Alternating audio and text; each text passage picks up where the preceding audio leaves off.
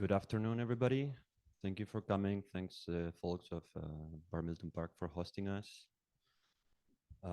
We are on unceded indigenous land. The Kanien'kehá:ka people are the recognized custodians of the waters and land where we gather today. And we acknowledge our responsibility to oppose settler colonialism everywhere, from Tiohtià:ke to Palestine. We are witnessing the loss of thousands of lives and the forced displacement of the majority of the population in Gaza, the destruction of their houses, healthcare facilities, schools, universities. So we suggest to begin with a minute of silence to grieve this immense human suffering and the loss of so many lives.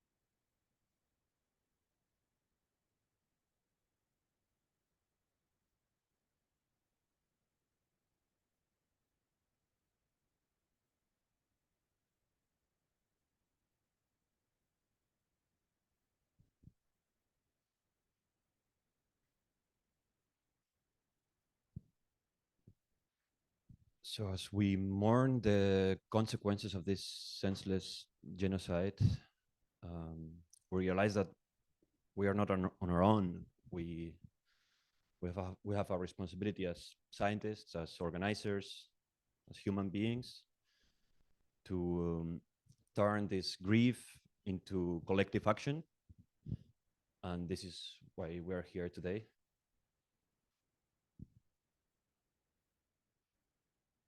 Hello, everyone. My name is Mustafa Shagar. I'm a PhD student in physics. And as Alex mentioned, we're all deeply in grief, deeply in rage, deeply trying to focus our energy into something that we can do. And as scientists, we often find ourselves in a position where our academic life and our political life feel so separate and feel like there's no overlap, and you can't really express yourself in either way as much as you want. Um, so I'm here to primarily talk about that. Later on, we will be joined by three speakers from the Latin America School of Medicine, ELAM, who we are very thankful that they were able to join us on Zoom and able to speak, even though, um, even with the blockade on Cuba, even with the tough current situations on all of us. But before we get into that, I will give a brief introduction of specifically what we mean by radical science, what we mean by science under occupation, and kind of the talking points which we hope to drive forward and help with discussion and organizing afterwards. So, Claire.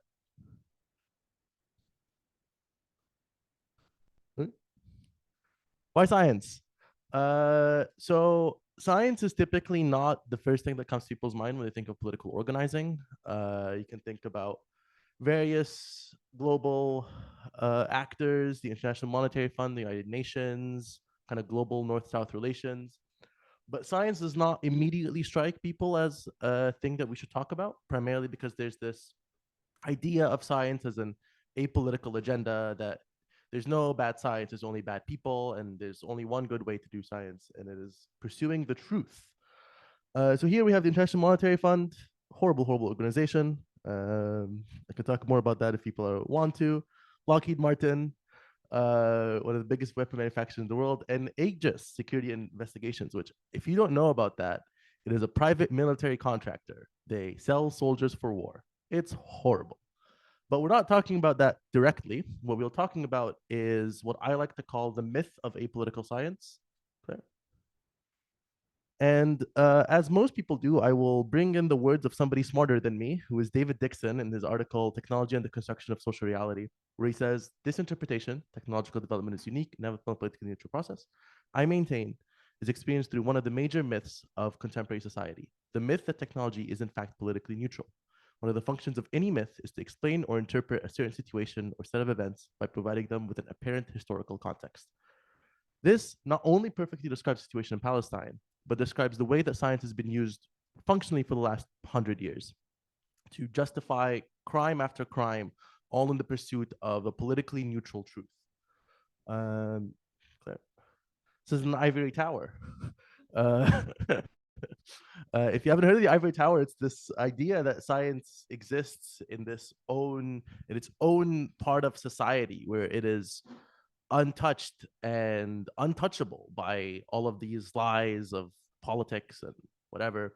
And academic institutions use that myth in order to propagate and legitimize existences of horrible, horrible, horrible things, right? I mean, it's not very specific, but you can start from various invasions of different countries, even going back to the concept of the white man's myth and colonialism as a concept.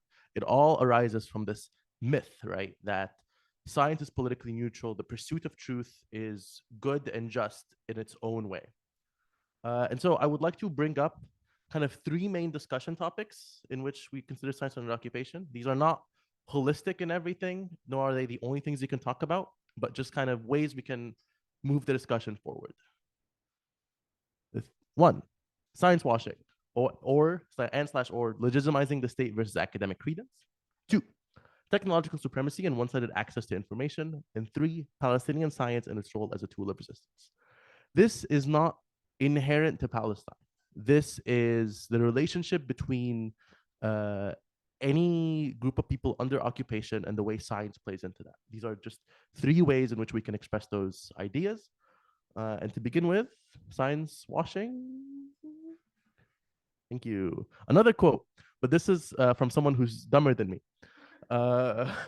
This is Fang Lizi from Bring Down the Great Wall, talking about nationalist science in China. So he says, in science, we approach a situation by asking if a statement is correct or incorrect. If a new theory is an improvement over an old one, these are our criteria. We do not ask if a thing originates within our race or nationality. This is extraordinarily decree in natural science. There's no Jewish physics or German physics. There's only physics that gives good answers and physics that doesn't. Where it comes from is irrelevant. There are no national boundaries in scientific thought, and science is not the exclusive property of any one race or nation. This is wrong. This is just a factually incorrect statement. But it was an incredibly prevalent tool and mentality into the kind of 1980s, 1990s Cold War era, where horrible things were being done just in the name of scientific development, right? Even in terms of the US weapon development, the Manhattan Project, all of these horrific things were just being done under the guise of there's only good science because there's only good truth. There's nothing bad with exploring the truth. So we move on. This is, yes. So this happens with Israel. Israel has, I don't know if you can see this. It has more laureates, Nobel laureates in real numbers than, oh no, not this quote. Israel has more Nobel Prizes per capita than the Germany, United States, and France. Is an insane amount of Nobel laureates. And these are ways in which science is used to legitimize the Israeli state, right? Because science is good and amazing and we must do it for the sake of doing it, institutions doing good science must exist. We must propagate them. We must legitimize them, right? And that is a big part of what we call science washing. I don't know if any of you heard of this, but eLife, which is a very prominent biology journal, their editor-in-chief, Michael Eisen, got fired for retweeting some post about Palestine, right? And so not only do you have legitimizing the state by it's kind of scientific development, but criticizing the state scientifically is also barred because your opinions are political, they are human, they are flawed, but science is forever. Technological supremacy. I don't know if any of you heard of this. Some of you probably have. It was released last year, and it's the Israeli state procedures for entry and residence of foreigners functionally within the West Bank. So what this says is it limits the amount of staff allowed to work in Western Bank University to 100 distinguished lecturers and researchers in total. Foreign academics are limited to only one semester, and only 150 students are allowed in the study at West Bank, also one semester. What this does is that it completely limits the development of a scientific body, scientific institutions in the West Bank, right? But why, right? Why is this important? Why stop the development of a scientific body? Why stop it? If science is amazing and apolitical and beautiful, then we should do more of it. And the reason is, no, this is not the reason. The reason is coming next. This is more examples of technological supremacy. Another quote for somebody much smarter than me, David Noble, talking about the United States and its post-war kind of ideology related to science and into weapons development and the need for control. And these narratives, even though it was written in 1984, absolutely parallel what we see in Israel and Palestine and in many, many other situations. And as I mentioned, this is why you want to stop universities. Universities always act as sites of resistance. It's from an article from Al Jazeera where they mentioned that basically any time a university was allowed to establish itself in the West Bank, they started organizing. Universities have always, historically, no matter what context, acted as a hub for resistance, right? This is a photo from Athens in 1973, and I bring this up because last week was the memoriam of the Polytechnic in Athens, where students occupied the building and in resistance of their fascist government, which was attempting to functionally bring the United States into Greece. And I think a week ago exactly, the government completely entered with tanks into the Polytech, functionally massacring the student body. And all of this shows is that universities historically, same in Egypt, same in anywhere on the planet, universities has historically been hubs for resistance, right? And the same is also true in Palestine. Yeah. So Scientists for Palestine is an online initiative mainly in Beirut University, and it attempts to gather international support for science in Palestine. This is the statement on the war in Gaza from Palestine academics. This is Ahmed al-Barghouthi. I don't know if any of you know who this is.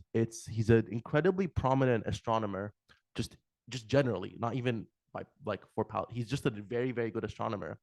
And he's been arrested 3 times so far on no claims, basically put in administrative detention for 6 months, which Israel has the ability to do for anybody in the West Bank. And recently he just got arrested again, I think 2 weeks ago during this current war. And he's still locked up. And all this just shows you that science has a position. Science is important, and it cannot be left to be used as a tool that other people could use, and we can't in a way. Okay. So just kind of talking about the points that I talked about before, and next slide. Here's what we can say about them. Science washing just shows that apolitical science is a shield to be used to justify colonial and imperialist actions. Technological supremacy. Israel constantly tries to limit and control the access of information and technology in the West Bank. And universities have always been and will always be a tool for resistance, including here. We are Science for the People. I don't know if you know this. Hello, I did not introduce the organization. Science for the People is a publishing body and an organization. We put on this event with the help of the greater organization based in the United States. These are 3 of the issues that we have. You can find them here, where we have articles talking about Palestine. Science under occupation specifically serves as a lot of the ideological base for this talk and for this event entirely. So yeah, if you're interested in learning more, we have more to talk about. And yes, if you're with us in Montreal, then you can join us. It says join us. We have a website. We organize events. We did a McGill Tech Fair kind of breakdown and tried to organize against the tech fair there. We did a book launch for the Science for the People's books around student organizing. So yeah, if you're interested, please either check the links out. The website has a get involved link, or check the link tree, or talk to us. We are here. So yes, this is my brief introduction, although it's not really very brief. Sorry, Jen. And before we are joined by our speakers from Cuba, I would like to warn everyone that there might be technical difficulties. Getting connections in and out of Cuba is incredibly difficult due to the blockade. And once again, we're grateful for our speakers for managing to be here. Hopefully, it's going to go well. But the United Nations Assembly has condemned the U.S. blockade as illegal. Most recently on November 2nd, where only the U.S. and Israel voted against the resolution and 187 voted in favor. So without further ado, I would like to introduce our speakers, who are all Palestinian students based in Cuba and studying medicine as part of an agreement between Cuba and Palestine, the Latin American School of Medicine, ELAM. They're all there as part of a program aimed at training doctors from all over the global south in Cuba. Our first speaker is Mahmoud Abu Samra, a second-year medical student at ELAM from Hebron, Palestine. He has served as the former president of the United Palestinian Student Parliament. Mahmoud?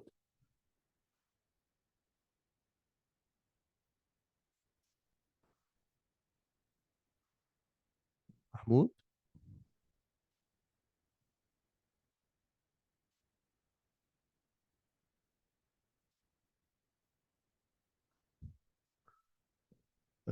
Is Ali and Janine here? Anything? Just texted me.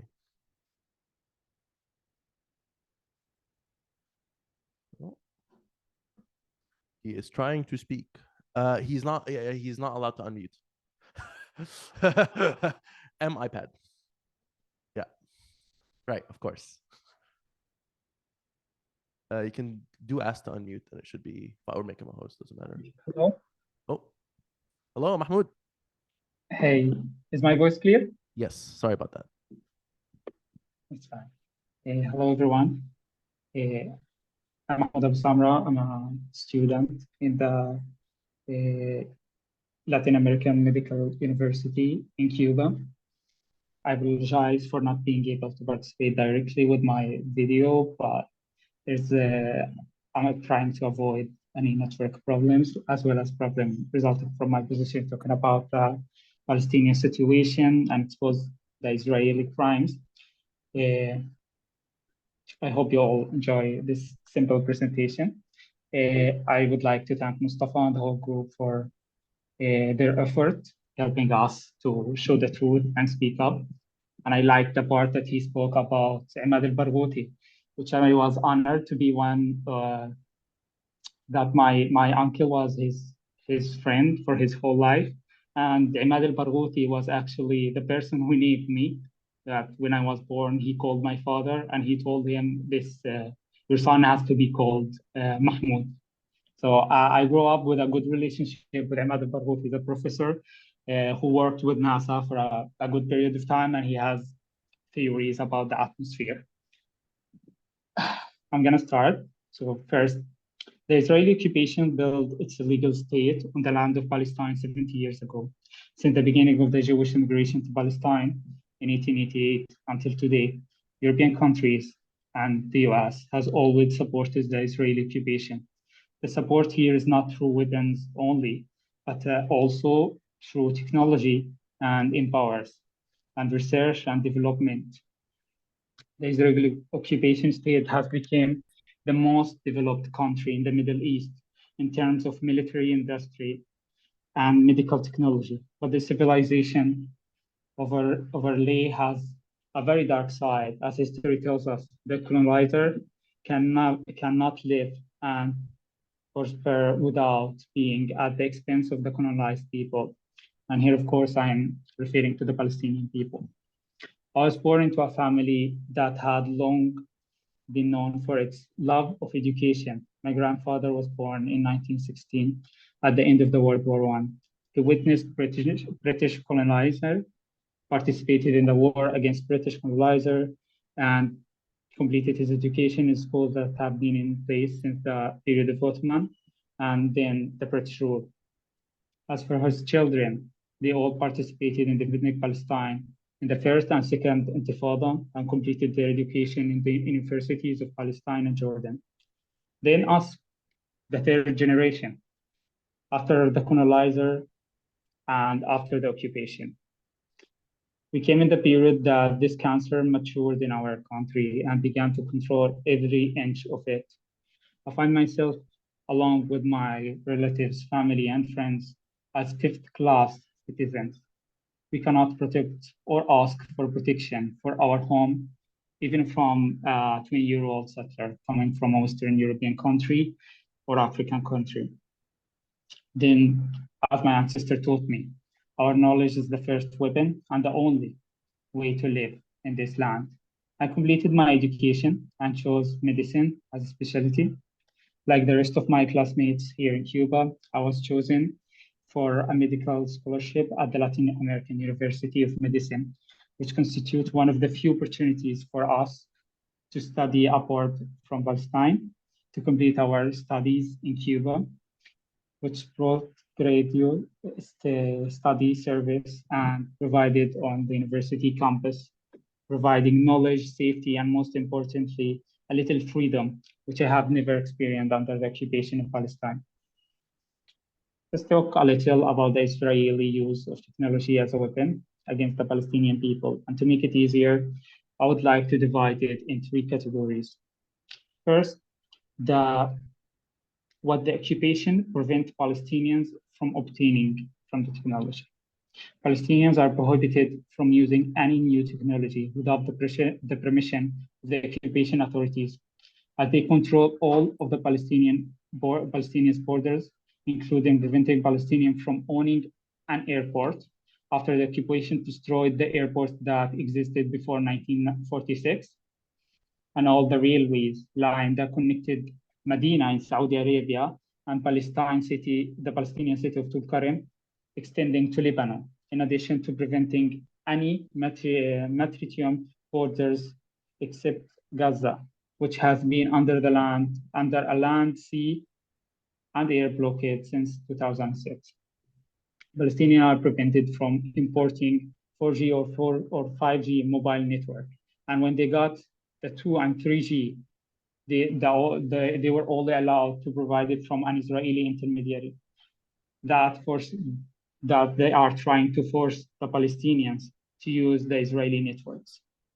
Palestinians are prohibited from boycotting Israeli goods or cutting against them. They are prohibited from giving the call to the prayer in their mosque. It also prohibits the import of anything that a 20-year-old Zionist think that is against or might help Palestinians to stand up and start a business, which most of the time become a weapon to prevent Palestinians from working, such as like banning printing machines, metal printing machines, and the new 3D printing machines, in addition to placing high taxes on the imports from outside Palestine, and then cutting the Palestinians' authority share to increase their price in the market and force the Palestinian to depend fully on the Israeli products. All of these makes living in Palestine, for example, in a city like Ramallah, one of the most expensive cities in the Middle East. This total control of technology encircles the Palestinian electoral through all social media platforms to economic relation with companies such as Meta and Microsoft and Google, which provide Israel with all the information about Palestinian people, driving Palestinians of their most basic right, which is the right to express themselves, as they're not able to share what they feel without ending their life or the life of the people who they love. In addition, the image of terrorist Palestinian citizen who reject peace with Israel is always exported by the Hollywood movies and press, which is fully controlled by the Zionist business and the free channels that are under the control of Zionist capital, such as CNN and BBC, which support the Israeli occupation more than they support their own nation. And this is forbidden and unacceptable for any person to criticize the occupation and its crime on these channels, as anyone who thinks so will be expelled. Therefore, when a Palestinian like me travel in according with the will of his ancestors the indigenous people of the country to seek education. He's exposed to discrimination because of the photo that Israel has exported to the world. He is exposed to discrimination, inferiority in every country he enters, from Jordan to Turkey to France. And that was my journey to Cuba, which was the only place where I felt welcomed and safe. The Palestinian is a human being. He has the right to live freely without restriction. He has the right to determine his fate without exposing his life and the life of his family to harm, and has the right to live. This was a simple glimpse of what the Palestinians people live in their daily life. I ask all of you to research and try to learn even a little about us. Know our story and always remember us. Being human is all you need to support Palestine, to prevent Israeli propaganda and confirm that with facts. Thank you all for listening.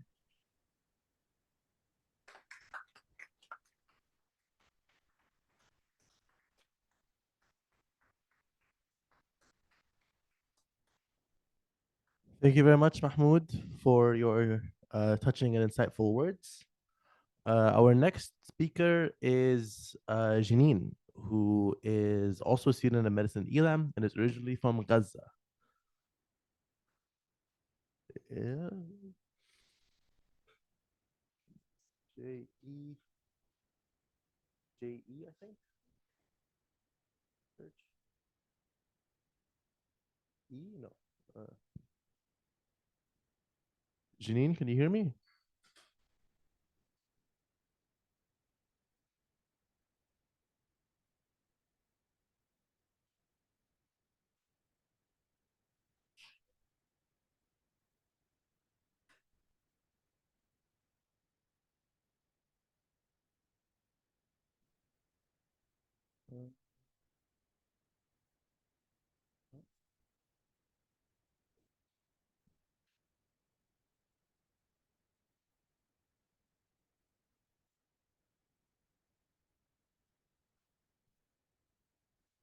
Okay, Ali, in the meantime, can you speak if you don't mind?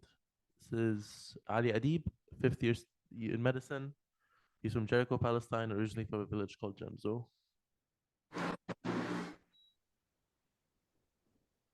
Hello, everybody. Can you hear me? Yes. Yeah. So my name is Ali Adib. I'm a 23 years old Palestinian living in Jericho. Currently based in Cuba. I'm doing my 5th year of medicine.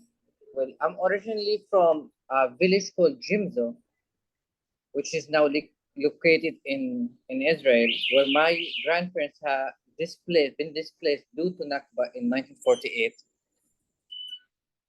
Firstly, I want to thank you, Mustafa, so much for this opportunity for giving us voice, for giving us the chance to speak about what we've been through or going through in Palestine and in Cuba, which are different, but in the way they're similar.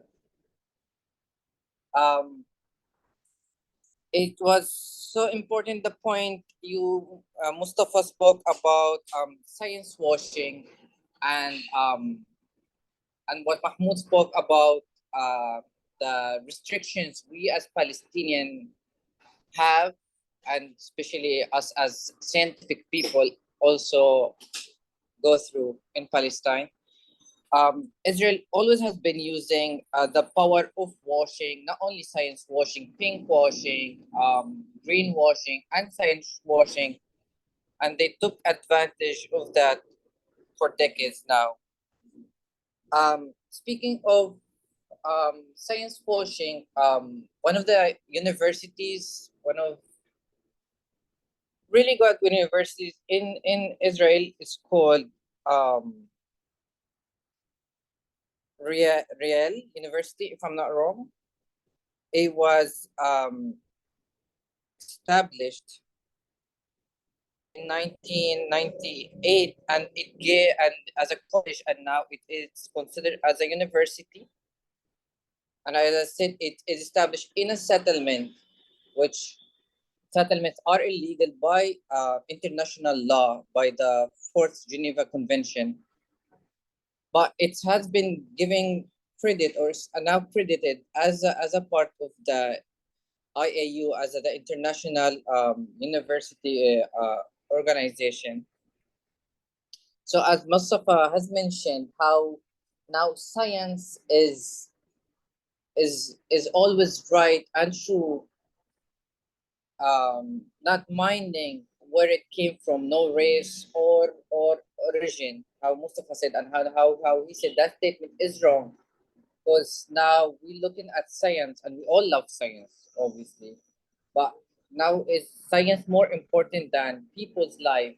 Because that's what we've been showing by Israel, and their development, obviously, with their weapons.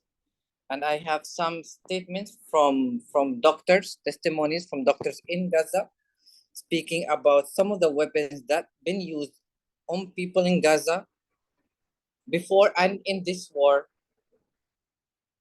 As one of these weapons called the Iron Sting, as it's designed to engage targets precisely in both open areas and urban environments. And the Israeli claims as they're using this weapon to reduce the possibility of collateral damage and preventing injuries to non-combatants, which is completely false, because today is day 50, if I'm not wrong, and we had more than 20,000 people been killed in this war, and more than of them like 8,000 children. Other weapons they've been using is the tested rubble bullets and artificial intelligence powered robotic guns, which is testimony by a doctor there, Nabil El-Shawa, a consultant orthopedic surgeon who was worked in Gaza since 1978 and treated many Palestinians wounded by Israeli firing, especially in the Great March of Return in 2018. And he described it, and I quote, "These new rounds the Israeli army used caused injuries I have never seen before. In some cases, the limb appeared intact. However, during surgery, I could not distinguish between bone and soft tissue." And there's a whole theory about why Israel attacks Gaza between years. I think it's the sixth war or aggression. I would like to mention it's like more of an aggression than a war, because we're comparing a civilians against a country with a nuclear power. So I would not call that a war. It's an aggression from Israel towards Gaza. So this theory is a really interesting theory. It says that Israel actually testing weapons in Gaza in each war. One of them is a new weapon that only been used this year, which Ahmad El-Makhlati, a new doctor, a plastic surgeon in Divisional Shifa Hospital, had an interview with a Toronto Star that described these wounds, a very deep third and fourth degree burns, and the skin tissue is impregnated with black particles, and most of the skin thickness and all the layers underneath are burned down to the bone. So the theory says they start war as a test, like testing the weapons on real life, on field before selling it. And for buyers, and we know Israel is ranked number 10 of exports of weapons.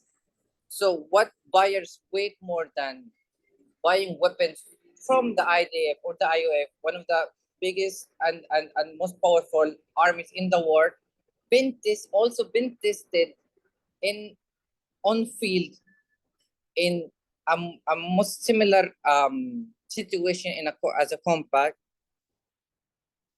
And they're not only selling the weapons, they are selling the ideology of to these countries as the getting away with it. And this is a really important point to highlight. Also, Israeli propaganda, I would love to speak about the propaganda they use, the usage of circular reporting. When multiple media start reporting on misinformation, obviously because most of media outlets, they are run by Zionist organizations. And I remember seeing so many anti-Palestinian comments when this war started. Anti-Muslim Islamophobia comments have been circulating so much because of the real made-up stories, misinformation that the Israeli government were trying to circulate. There is this writer, Mark Twain. There is this saying attributed to him, says, "A lie can travel halfway across the world, while the truth putting on its shoes." It's been 50 years since this aggression started against Gaza. And I'm so happy and grateful to see how the international community, how communities all over the world actually now research about Palestine and Gaza, and how they now know the truth. And I'm so happy that the truth now is putting its shoes on. Another example of science washing, that there was this investigation that presented by the Israeli channel 10 in 2014 had just been revealed, and it revealed a horrifying information that had been kept under wraps for decades. That Israel has the biggest skin bank, the largest skin bank in the world. They conducted this investigation, and testimony from workers from that special bank saying, they asked them where the skins come from and the organs come from. And their testimony was like, it never come from Israeli settlers. It never come from Israeli army. It comes from Palestinians. It comes from immigrants and from international workers.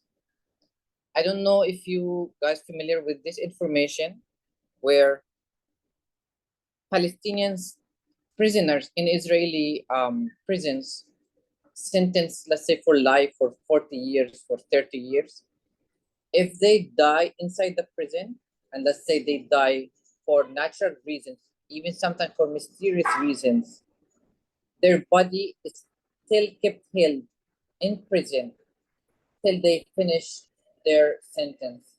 So let's say if you're sentenced 10 years, you die in 5, your family members cannot get your body to give it a proper burial till you finish your 10 years.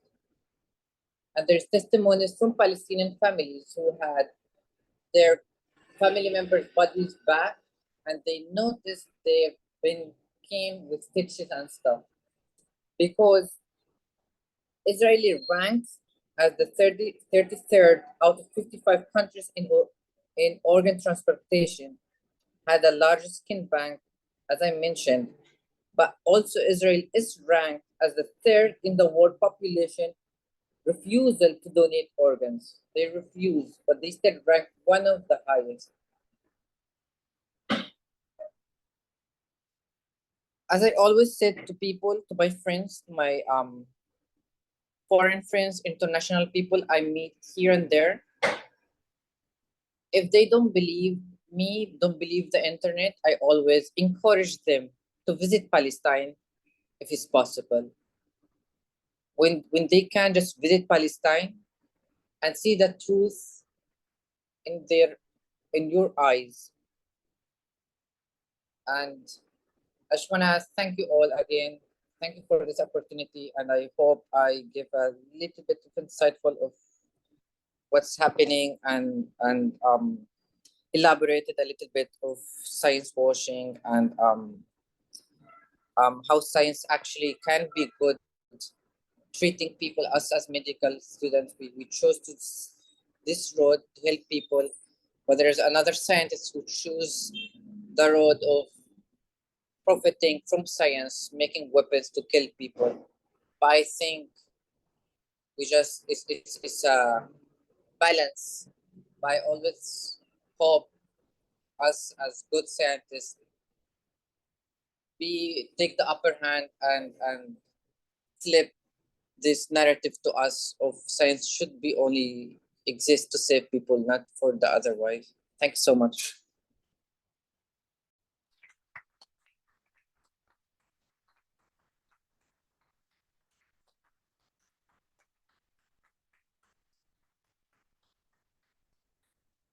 Thank you very much, Ali, for your words and for sharing your experiences.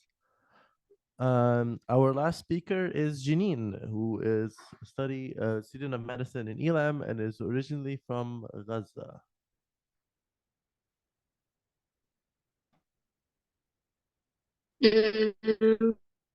Hi everyone, my name is Janine. I'm from Gaza. I'm studying in ELAM. My English is not so good, so I will speaking in Arabic, and I think Mustafa will make translate.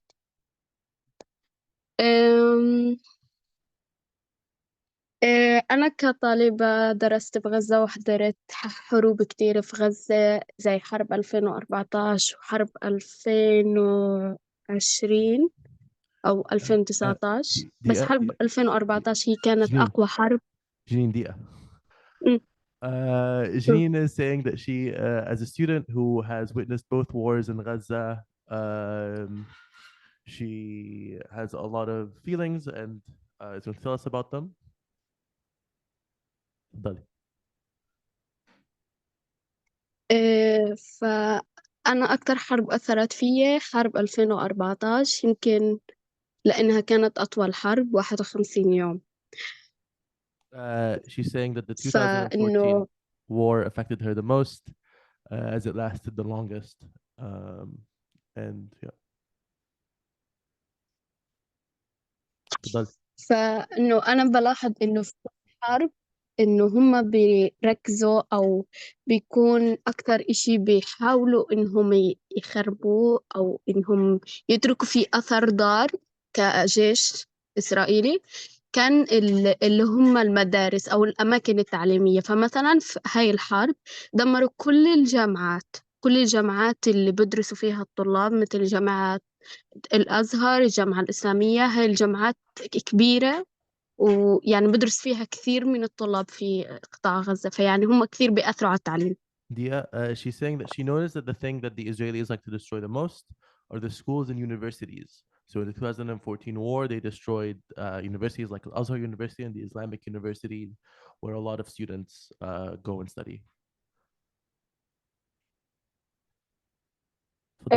فأنا دايما بحكي إنه بما إنه إحنا كطلاب فلسطينية أخذنا فرصة إنه ندرس برات البلد، وإنه كوبا منحتنا إنه ندرس في كوبا، وإنه إحنا هون يعني بعاد عن الخطر اللي في البلد، فإنه لازم إنه إحنا ندي فرصة لأشخاص غيرنا من البلد إنه هم يعيشوا حياتهم منيحة، أو مثلا إنه نحسن من حياتهم. She's saying that as Palestinian students, they took the opportunity to study abroad in Cuba, for example, and so they are away from the danger, and that we have to give opportunities for other people in the country, in Palestine, to live and thrive in their own ways.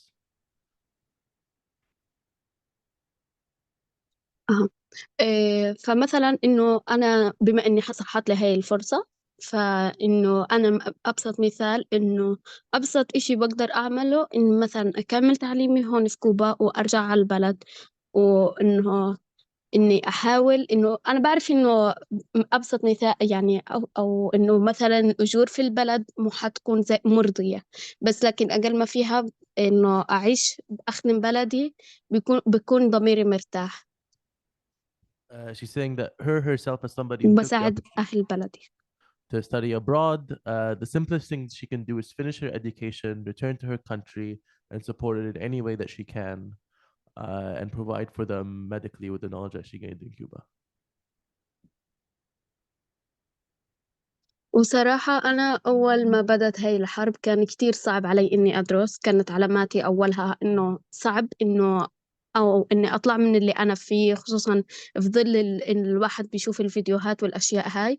فالواحد بعد ما شاف إنه قديش بلده بيعاني عرف أهمية أو اللي ربنا أعطاه إياه، أو إنه كيف ربنا منحه إنه هو قادر يتعلم ويفيد بلده. يعني هو بنعمة وقدر النعمة أكثر، إنه كيف في إنه يساعد بلده بهذا الشيء. فأنا حاولت وعمالي عم حاول إنه ما أخلي هذا الإشي يأثر فيا، وإنه خلي تعليمي مستمر يعني رغم اللي بيصير. She's saying that from the start of the current war, it was hard for her to study and focus, especially seeing all the videos online. But she also appreciates the blessing that she has as being able to study and support her country. And so she's trying her best not to focus on her studies primarily. أنا كمان مثل الكثير من الطلاب اللي هون فقدوا بيوتهم، كمان إخوتهم وقفوا تعليمهم. بس إنه إحنا كشعب غزة أو كشعب فلسطيني بشكل عام، حياتنا ما بتوقف، لأنه إحنا أصحاب الأرض، أصحاب القضية. فإنه إيش ما يصير فينا لازم نكمل، لأنه إحنا لازم نرجع أرضنا. She's saying that, like a lot of students in ELAM, Jean has lost her home, and some of the students from Gaza stopped studying. But she says that as people of Gaza, they must resist, they must keep going, they must, under all circumstances, for her, for example, to keep studying, to keep doing what she can.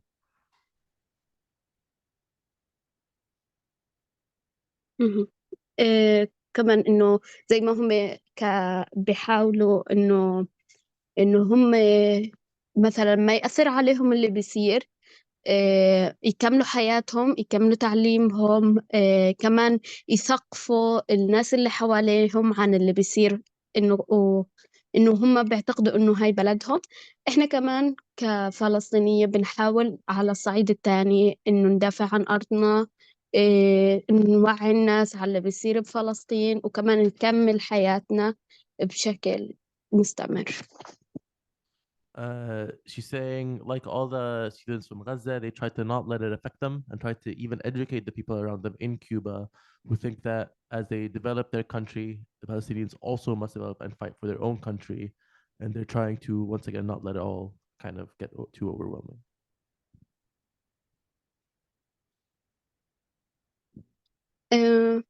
أعتقد إنه ما عندي إشي تاني أحكيه، وشكرا إنكم سمعتوني. Thank you all very much for listening to me.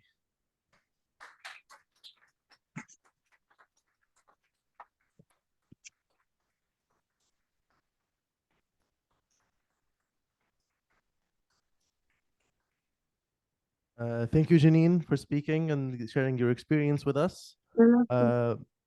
Our last speaker is Noor Sharif, who is a member of Science for the People. She's a postdoc in neuroscience at UCLA. She received her PhD from McGill. She's originally from Palestine, and she volunteered on the Suleiman farm near Ramallah. And she's going to talk to us about working in agroecology in the West Bank. Hi, everyone. Yes. Can you hear me? Can you see me? Cool. Thanks for having me. I know this was like a last minute invite. I'm glad everyone else was able to connect from Cuba as well. I'm calling from Los Angeles, California, native Tongva land. My background's in neuroscience. I don't have any background in agriculture or farming or, anything related to what I ended up doing last year. But I'm Palestinian. My family was exiled in 1948 and they dispersed all over the place. And I feel like, as any diaspora Palestinian will tell you, we always have this like natural want, I think, to like go back and connect to our land and to the people. Last year, this became like, it was something that I really wanted to do, and I've been planning on doing it ever since I graduated from my PhD a couple of years ago. And there is a farm called Suleiman, which is in a village called Bil'ain outside of Ramallah. Science for the People did a actually wrote an article that included members of this farm when it was established. It's a community-supported agricultural farm, and they take international volunteers basically to help them, upkeep the farm and take care of year-round seasonal changes and things like that. So last year I really wanted to go for the olive harvest. And since I don't have any immediate family left in Palestine, this seemed to me the easiest, most direct way that I could get involved with a farming project. So I went not for longer than like a couple weeks, basically, and I went to the farm to help out and learn about what it's like to try and run an agricultural project in Palestine. This farm in particular, Suleiman, it means ladybug, which is like because they're like an organic farm. They also pay tribute to organic pest control and things like that, which the ladybug does. It's a really small farm that's run by volunteers, and the way that this land even came into use in the first place, as part of Bilain, the village nearby, is that there's about 5 villages whose land was cut by the apartheid wall. So the apartheid wall was being built into this area, and purposefully, because Israelis know that Palestinians have such a strong connection to their land and they depend on its agricultural products. They cut villages off from their land, from their farming land. So the wall was supposed to cut through the village of Bilain and 4 other villages, and it still does cut through their land. But after daily protest or weekly protests on Fridays, every Friday, everyone in the village would go out and protest, and it got a lot of international attention, and there were a lot of the protests would get bigger and bigger. In some sort of like miraculous change, the wall was moved. And so the wall sits between actually, I think it's the largest settlement that's like a suburb of Jerusalem. It's an offshoot of Jerusalem. The settlement itself is so big that it has city status. And that settlement is right on the opposite side of the wall from where the farm is and where all of the 5 villages whose lands were cut. And the farm, because I'm not sure how familiar everyone is. I imagine most of you know that the West Bank is cut into 3 areas: Area A, B, and C, where A is full Palestinian control, B is shared control, and C is Israeli controlled entirely. Most of the West Bank is Area C. The farm sits on Area B land, which means that there's security aspects that are controlled by the Israeli military. What it means in practice is that how much they build, how big the farm can be, is entirely controlled by Israel. Things that structures that the farm builds because of necessity, like things that it actually needs to function, is a complete risk. Like technically all the structures that they build are illegal.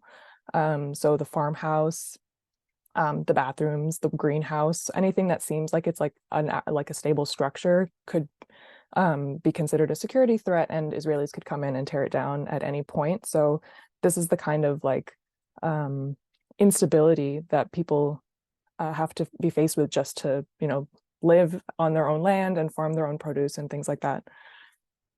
I think the farm was established in 2016 after these protests in Bilain had successfully gotten the land back. Basically, the villages wanted to make sure that the land was used, because if I don't know if people are familiar again with laws in Israel, where if the land is not used, there's a fallow law where Israel basically says, well, this land isn't being used by whoever owns it, whoever says, they don't live here anymore, so they can just take the land back. And they use this excuse, for loads of farms that are cut off by the apartheid wall between villages and lands, to take over farmland, because people can't access their farmland anymore because of the wall, not because they don't live there anymore. So the villagers wanted to make sure that the land that they had regained was used, and so it was proposed to them to establish this organic farm. And ever since 2016, it's been a regular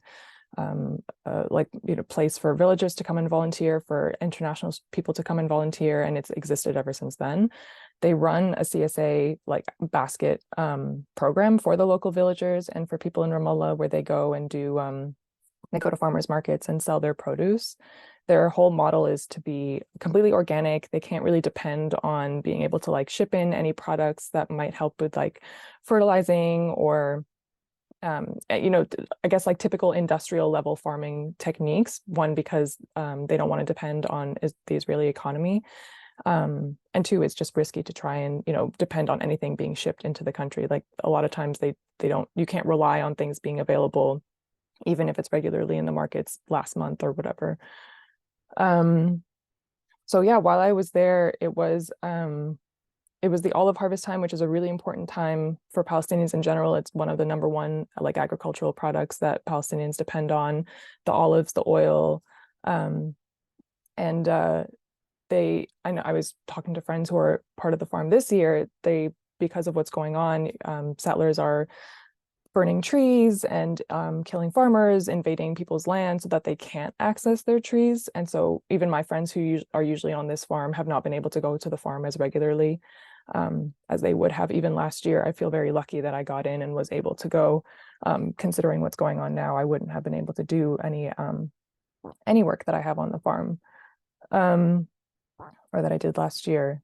So just thinking about all the different ways basically that Israel controls Palestinians' lives, it even comes down to whether someone can pick their olive trees or not, even if they live within walking distance of their trees or any of their farmlands, whether it's olives or something else.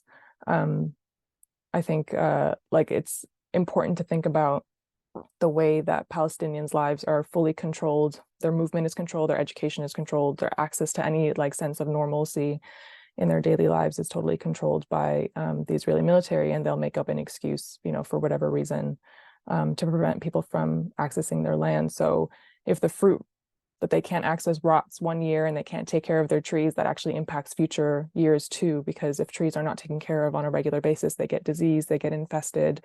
That's another form of genocide, right? Like not being able to access your own land and feed your family or depend on the produce that you depend on every year is another form of disconnecting people from their land, from their livelihoods, and making their space unlivable. I'm not sure if there's anything else anyone wanted me to cover, but thank you for having me, and I appreciate being able to share my experience. Thank you very much, Noor.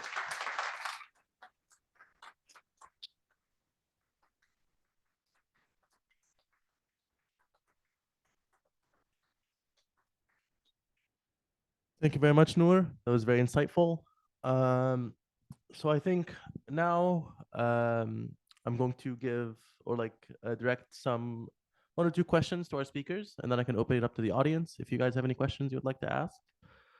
So perhaps my first question would be to the students from ELAM, which would be what made you go to ELAM in the first place? Do you have any strong plans of what you want to do afterwards? I know Janine talked about this a little bit, but yeah, how did you end up in ELAM?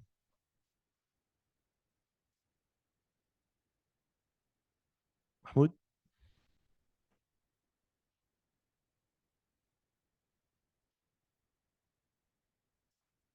What's it up?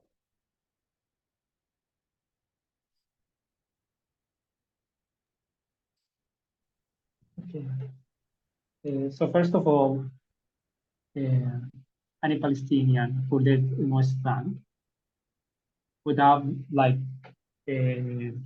almost no future inside the West Bank if he have high dreams, if he want to be something more than a worker.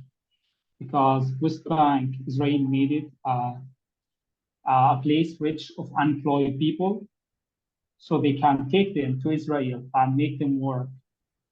I'm not gonna say slavery, but it's the closest can be to slavery, because when they are working in Israel, they are a fifth class citizens, where they are threatened to be killed in any time.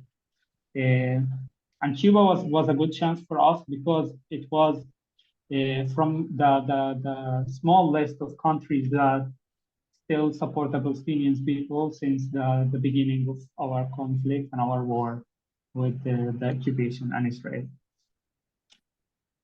And it's actually a good chance because it's a full scholarship where we can find a shelter. They provide us all the food, all the literally everything they provide to us here in Cuba. And besides all of this, the welcoming and the safety that we get here as Palestinians to express ourselves and to always support our country. Yeah, thank you very much. I don't know if Ali or Janine جينا كنت بسأل بس ليه ايه اللي خلاكم تروحوا إيلام لو في سبب معين.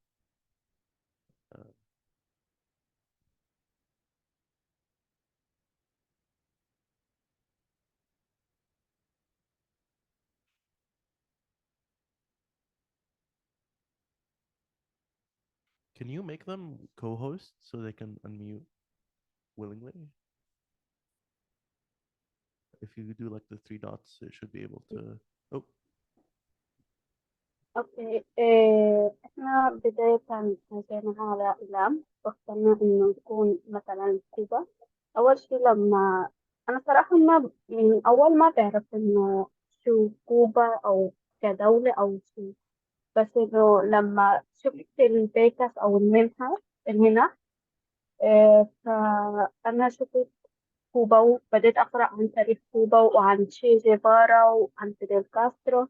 ولما شفنا إنه كيف إنه هم شعب عن جد إنه شعب زينا زيهم، يعني كيف إنه هم شعب مناضل، فإنه حسيت إنه مش هيتغير على الجو. وفعليا إنه أنا أحيانا بحس حالي في كوبا في أشياء موجودة فيها يعني بتحسسني إني بغزة، مشان هيك فاهمين يعني كيف، فاهم كيف قصدي؟ وكثير يعني مثلا أبسط مثال المارشة اللي رحنا عليها أو ال... ال... زي المظاهرة مارشة، ما بعرف شو يعني هي بالعربي. آخر مارشة كانت المظاهرة كانت يعني أثبتت لي إنه قديش الشعب الكوبي بيحب الشعب الفلسطيني. So she's saying that she didn't originally have any inclination to Cuba, but the more she learned about Cuban history and Che Guevara, she learned that Palestine and Cuba are very similar in their history, similar in their ideology, and she felt home in Cuba, and she found a lot of similarities in Cuba and Palestine and where she grew up. And the example that she gives is for the protests, I think. I could not hear you very well. But for protests in Cuba felt similar to those in Palestine. I think Kaban Ali left. Right? Okay. So maybe my next question will be directed towards Noor. So thank you very much for joining. I read your article. I really enjoyed it before. Maybe my question would be, how important do you think agroecology and farming is to the Palestinian identity? I know you touched on it, and a lot of us know how important it is. But do you have any kind of concrete examples or things that you've seen that kind of highlight how important and relevant the land is for Palestinian liberation and identity in general? Yeah, absolutely. I mean, I'll say this, I was just like a volunteer on this farm, so I was learning as I was there too for the first time. But yeah, absolutely. Like one of the number one things I think I learned while I was there is how reliant Palestinians have to be on Israeli produce and Israeli agriculture. A lot of times Israeli agricultural projects are monocultures, right? And they grow fruit and veg that are not native to the region, which means they have to use a lot more land, a lot more resources, water, land, fertilizer, whatever it is, to make sure that whatever it is that they're trying to produce actually grows. And something that the people on the farm were trying to do is, one, obviously, in keeping it organic, they could only rely on sort of like their own circular, sustainable practices within the farm. And two, they were growing heritage seeds. So if anyone's ever heard of the Palestine heirloom seeds library, I think that's what it's called. Basically, it's based in Beth Deed, which is near Bethlehem in Palestine, and it's a project that was starting to go back to what could be considered like ancient seeds that are actually local to the region. So seeds for vegetables and fruit and wheat products and things like that aren't grown as often in like bigger industrial contexts, but are better for the land, more native to the land. And so reconnecting, to not just to things that are like practically good for farming, but also are connected to what our ancestors would have grown. I mean, Israel's not that old. So within the generation of my grandparents, people would have been using these seeds for farming. And in that time that those practices were wiped out. So being able to reconnect to practices that we've, that that were established by farmers, less than 100 years ago and had been going on for thousands of years. It's a form of resistance, right? Like being able to reconnect to like the literal roots and seeds of our own agricultural projects.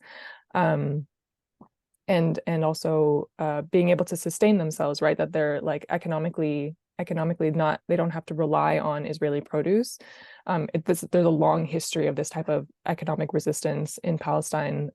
Like if you go back to the first Intifada, there's a great documentary called The Wanted 18, which is about a village near Bethlehem that basically didn't want to rely on Israeli dairy products. And so they bought 18 cows that Israel determined were a security threat, because they couldn't control then, right? Like who was buying Israeli products or not. So it's similar to, in that, in the same vein, that's also why this farm, being able to like have your own food sovereignty, have your own agricultural projects that serves your people, that employs your people, as in the Palestinians, then but like all of that is in the face of the occupation, a form of resistance. Yeah, thank you very much. So I think now we can start taking questions from the audience, both on Zoom and in person. Do you have any questions on Zoom? No. Do you have any questions in person? Yes.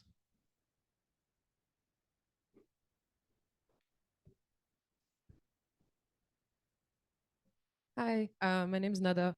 Thank you to the speakers who spoke and sharing your experiences. It's extremely valuable for us to be able to hear all of these things that we very, very, very rarely receive in this part of the world.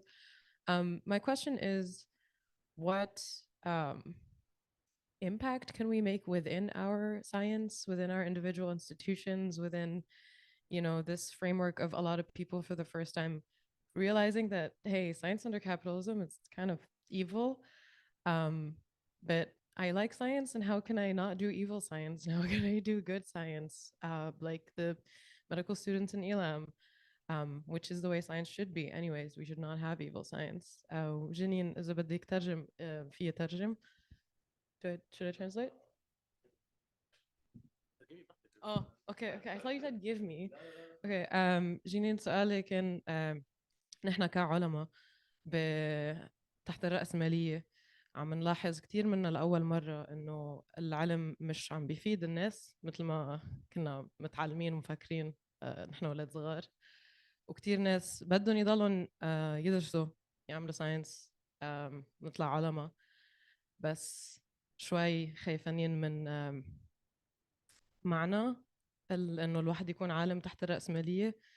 ونسمع قصص انتو بإيلام كيف عم تدرسوا طب لحتى تساعدوا ناسكم، وكلنا بدنا نعمل هذا النوع من العلم. فشو أكبر طريقة ممكن نقرب أكتر لهيدي الناحية من العلم ونبعد أكتر عن ناحية العلم تحت الرأسمالية؟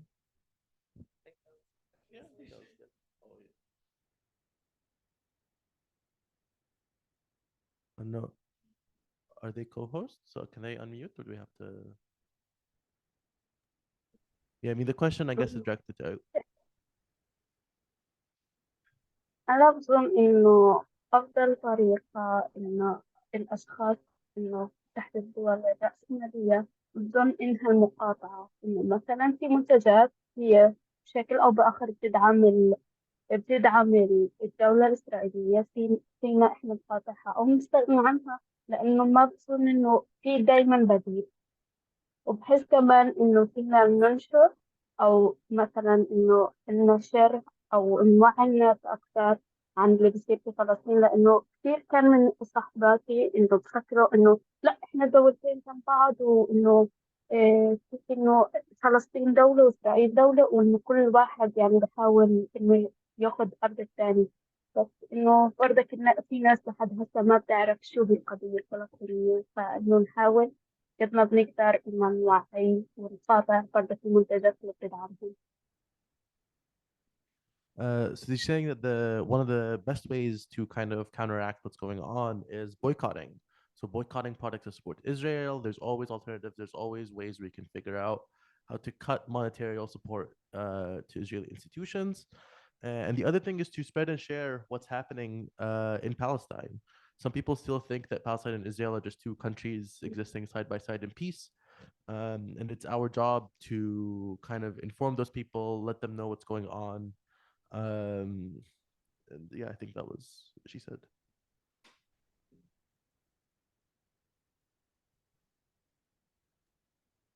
Okay. Hello. I believe that as scientists and people of science, the only thing and the most important thing that we can do is to speak up always, especially when Israel is trying so hard and paying millions to spread its propaganda under the name of Hasbara, which is literally an institution in the state of Israel that whole job is to spread false news and try to justify the genocide that has been committed to the Palestinians for the last 75 years. So as people of science, we are respected and we are people who well known for looking for the truth, for trying to research always, for not being dragged by our religions or our beliefs. So we are the true people to teach others. And when we learn, we have to learn the full truth. We have to fill all the gaps in our story. We have always to be ready to answer any question about the Palestinian and the Israeli cause. And beside that, we can always try to put our research to the right place. Like if you ask Nobel who invented the TNT, if he would do it after he knew the amount of people that were killed, he would say no. So basically, with whatever we're gonna research and whatever company we're going to work with, we have always to try to be loyal to the Palestinian case and not to get tracked by the amount of money or the authorities that we're going to get out of this. Like, for example, if I'm going to work in an AI company or a tech company, I have to always try to say the truth about this company. Or, for example, if a journalist working, for example, CNN or BBC, and he sees what the bias news that they try to share and the dehumanization of Palestinians, I have to speak up for what's actually going. Thank you. Thank you very much. I guess we can move on to our next question on Zoom. So, to all the speakers, as many Palestinians inspired to resist through science, apart from armed resistance, agriculture, and medicine already mentioned, what are the ways Palestinians practice resistance? Curious about projects and if maybe some science resistance are getting international support.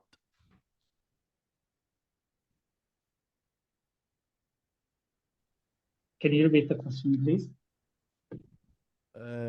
So I think the gist of the question is, are there projects other than the ones that we discussed before about agriculture and medicine that show how Palestinians resist through science and like different ways of Palestinian resistance through science?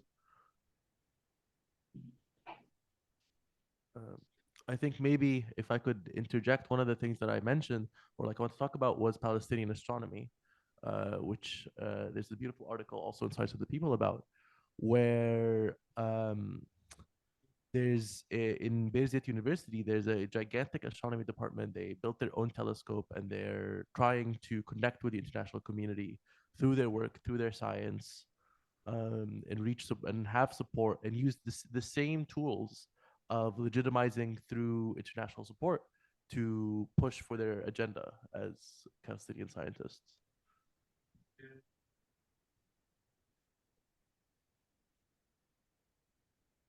I believe from my experience with the Palestinians and the people of science in Palestine that we are not a huge population, but literally all the sections and all the subjects of science are almost fully covered by Palestinians.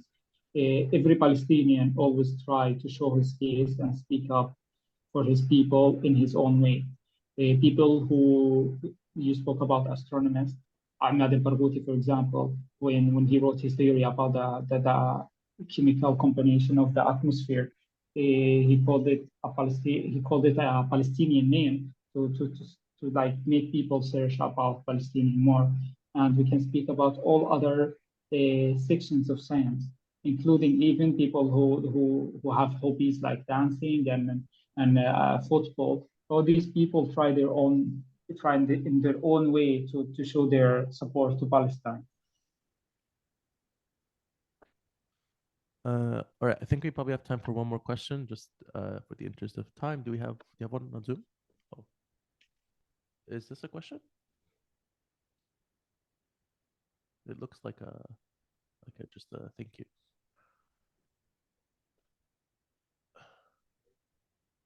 Oh, yes.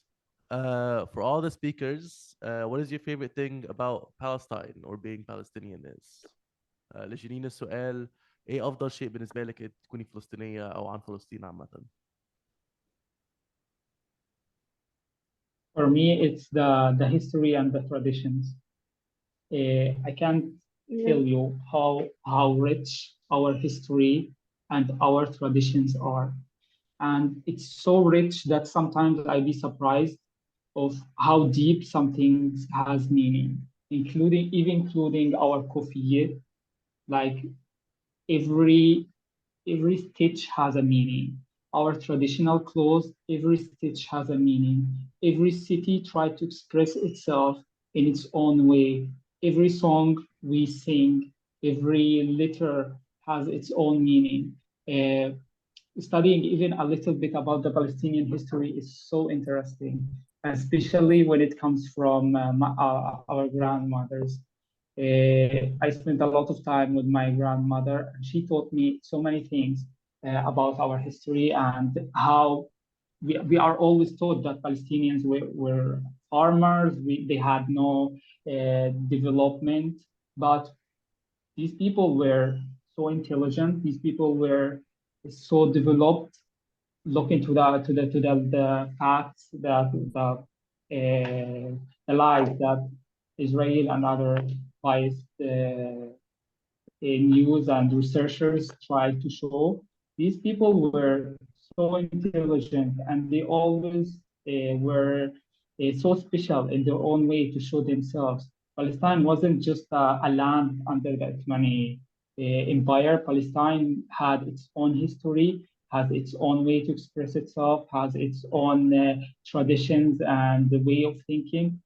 And the Ottoman Empire kept it safe, that till now, the Palestinians still practice all these traditions and we still save it and we're so proud of it. Yeah, Palestine, like another, like every country or every home has her traditional things and culture. And I think the most thing that I love is because I'm Palestinian, that every problem that I was in it, that made me or gave me a new experience. And every difficult thing gives me a new information, a new experience to continue my life. And I think it's a beautiful thing. Okay, don't think I can translate that. Okay, I think Noor, yes, Noor. Sure. I mean, as a diaspora Palestinian, I'll say that probably the number one thing that I love, I'll say two things. One is the people and their sense of humor, like the sense of community that I feel when I have been back to Palestine. I've only been back 3 times in my life, and the first I was 21, and everyone told me, welcome home. You know, like there was no question of like separation. There was no sense that I was like an outsider or a foreigner. I tell people this all the time. I do things in Palestine that would 100% get me murdered somewhere else. Like I get into strangers' cars, I go to strangers' homes, like people who I just met. There's just like that sense of safety and community that for me does not exist anywhere else. I just know that like people care about me regardless of where I come from or who I am or how long they've known me for. All right. Thank you again to all of our speakers, especially the speakers from ELAM for managing to connect with us. We really appreciate it. And yeah, I think it's time to kind of wrap up a little bit. Maybe the main thing I want to say is that this event, sure, is an educational and a kind of glimpse into what's happening, but it's also fundamentally a call to action. If you're a scientist, if you're not a scientist, if you care about science, if you don't care about science, this is a sign that you should engage with the community, engage with your surroundings, try to talk about things, how to spread things, right? Especially here in the global north, it's a bit scary considering what's going on, but there is always the opportunity to speak up if you first maybe to the people you trust and then trying to build a community around it. There's so many, especially, I mean, Montreal, everywhere. There's the sense of community that you can build is very large. And I think one thing that is perhaps a privilege, I would say, of being in North America, for example, wherever you are, is you're able to integrate and communicate with communities that you would have never been able to reach back home, right? You're able to integrate with workers, with people from all these different countries that also experience the same fight. They also resist in the same ways. Even though it's geographically different, we still have the same will to resist, the same spirit, and we can learn from each other, develop our own sensibilities. And yeah, I guess reach out to your community, reach out to your student unions, reach out to your unions, reach out to anybody around you who can support you. And Calvin's gonna speak. Calvin, I thought Calvin speaking was a backup.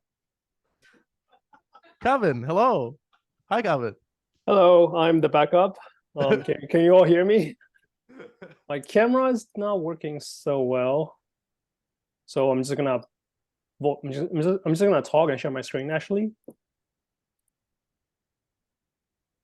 So what I want to talk about. So first of all, I want to introduce myself. I'm Calvin. I'm Calvin Wu. I'm the Secretary of Science for the People. You know, so I basically like help out with like all kinds of organizing in Science for the People as an organization. And I just want to like talk to you a little bit about what we're working on. Like for example, this event that we put on is only one of the few things that we're trying to tackle in terms of helping, you know, doing our part as scientists and activists to bring Palestine to, you know, bring freedom to Palestine, basically, you know, just like, you know, okay, so I'll start with, basically I'll start with this slide. I'll make it brief because Mustafa made a really good introduction. But I still want to show this. So this is the picture of Al Shifa Hospital after the bombing. And this is the wheelchair, obviously. And you counterpose that with what UNESCO, the UN cultural entity, was quoting about science, that, you know, like they published this thing about what science is, right? Science is the greatest collective endeavor. It contributes to ensuring a longer and healthier life, monitors our health, provides medicine to cure our diseases, alleviates aches and pains, help us provide water and basic needs, so on and so forth. It nourishes our spirit, right? You know, that's what the UN is saying. But you counterpose that with what's happening in Gaza right now, and you think, what is science? What are we doing as scientists, right? Because if all the technology that's being built is being used to generate what's happening in this picture, we're clearly not doing something right, and we need to do something about it. And we're not the first generation to come across this moral, ethical, and also not just moral, ethical, but also just like a human problem, right? If you look at the picture on the right, this is a demonstration during the Vietnam War, and this is in New York, down the Fifth Avenue. And if you come to and the picture on the right is also on the Fifth Avenue in New York. This happened like just last Friday. So what I'm trying to show is that we are in the situation that we are repeating or building upon what people before us in the global north, in the West, have faced in the past. And this same situation actually gave rise to Science for the People as an organization. Science for the People as an org and as the magazine was born in 1969, and you can see one of the earlier magazine cover. They they're obviously, so the anti-war movement against the Vietnam War, the scientists are responding to atrocities in Vietnam, and the cartoon says that the times are clearly changing, and of course it didn't go far enough because we're back to where we were, and U.S. imperialism is still alive and well, and still bombing the shit out of everywhere else. What I'm trying to, okay, I'll make it brief, but what I'm saying is, as an organization in Science for the People, we are responding to the situation today that's happening in Palestine, and we put out a statement really early on. It's called "Palestine is Our Struggle," and this is basically resonating what our past and also connecting us to the global struggle against imperialism. So here's what we're tackling as an organization. So first of all, if you want to join us, help out with Palestine organizing, send an email to mail@scienceforthepeople.org, and we'll respond to you as quickly as possible. So there are 5 areas that we're working on right now. I'll start with outreach because this event put out by SFTP, mostly by people in Montreal. They're doing a super great job, as you can see. This is organizing online teachings, magazine event, and bring the issue of Palestine to the fore, so that scientists and activists can educate themselves. And in addition to outreach, we, as mentioned by Mustafa, SFTP has a magazine, so we're trying to use this platform to not only talk about, to self-reflect, on our work as scientists, not only to educate, like things about like what you heard in this panel, but also to bring Palestinian voices to us. So we reached out to many Palestinian scientists, and we published quite a few of their testimonial on our website, so you can go check them out. I'll drop the link a little bit later. In addition to that, we have a research team, and this is basically, because most of us are scientists working in academia, and this is basically what we do best. So what we want to do is use our ability to engage a topic and do meticulous data collection to bring awareness to several issues. For example, what happens in university campuses? I mean, we heard about a lot of news of like student organization being banned, being suspended because they speak out against Israel, and we want to link it to the political economic structure. Like, who are they funding? Like, who's funding the university? Why are they so eager to crack down on students? So so we want to make the link. For example, that's just one of the research topics, and there are many that we're working on right now.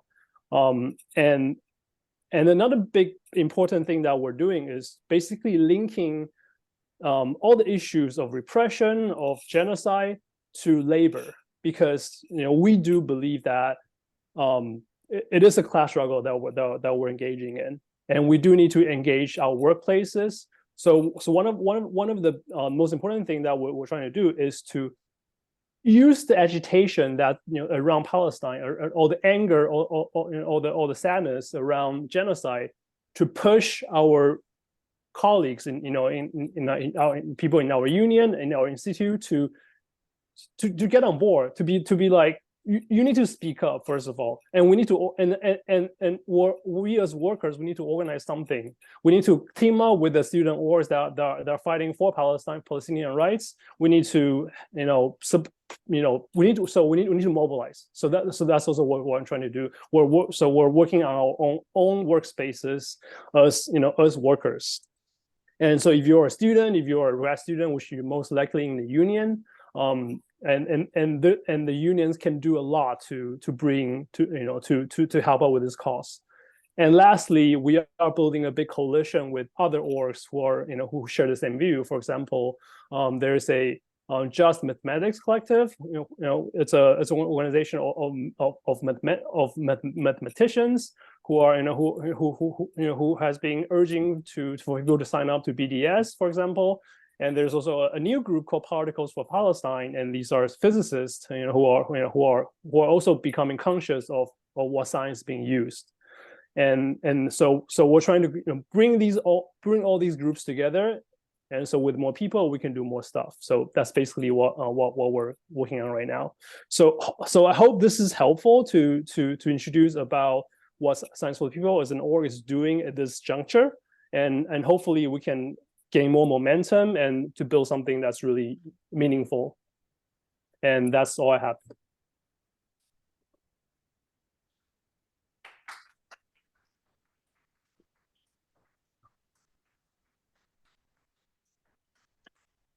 Thank you very much, Calvin. I will not take more of your time because we are very much over time.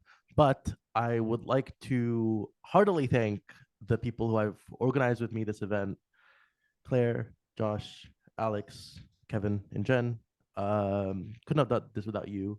It really also Calvin online and the other Science of the People members, and for our speakers. Coalition is ultimately community, and you should always organize with people that you like organizing with. So yes, thank you very much. If you have any questions, please let us know. Mike? Also, thank you so much to Bar Milton Park for having us here. Yes. Thank you, Bar Milton Park.